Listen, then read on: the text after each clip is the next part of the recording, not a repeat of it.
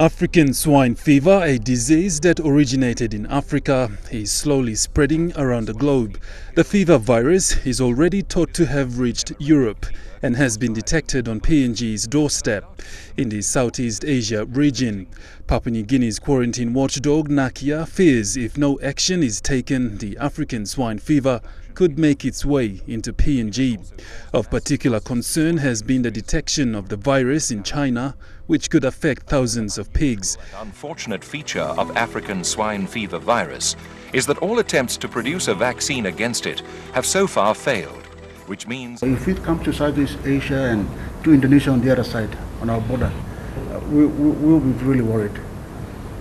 So it is because of the product itself. It can be carried, consumed, it can be exported, all sorts. So we just want to make sure our people are aware of this. Our stakeholders, especially customs, when they're doing clearance, they must make sure where the goods are, where they originate from. If it is from China, they must make sure that they're thoroughly checked. Since October, NAQIA has taken extra emergency steps to carry out on specific tasks to detect any potential entry points for the virus into the country. Much of these has been at the country's international seaports. So NAQIA actually, we have identified the gaps that we have at the moment for African swine fever, and we have actually developed certain risk mitigation measures that we can put in place to actually stop the disease from entering PNG. To customs, they've been very good. They've directed all the regional officers throughout the country to work with us, with our officers in the regions, and any cargo that is coming in, we are telling them to do 100% inspection. There has been an increase in surveillance on people travelling into the country via air and sea, with increased measures taken especially regarding food products brought into the country. This is being done in collaboration with PNG Customs Services. Ships coming into the country carrying imported food products will be checked thoroughly at every port as part of a precautionary approach. The people that depend on this industry, it could also be spilled over into our environment, where the estimated number of village pigs in Papua New Guinea is about 1.5 million, and where our rural people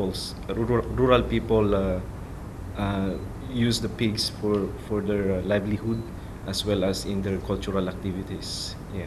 NAQIA has also explained the signs and symptoms of the African swine fever to look out for. It includes fever, all right, decreased appetite, weakness, the skin could be reddened, blotchy, blackened lesions, all right. Infected pigs also have diarrhea, vomiting,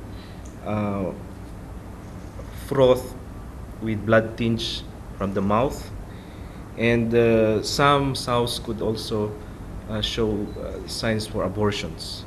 NAQIA has begun awareness on the African swine fever through the mainstream media and are also working closely with border provinces.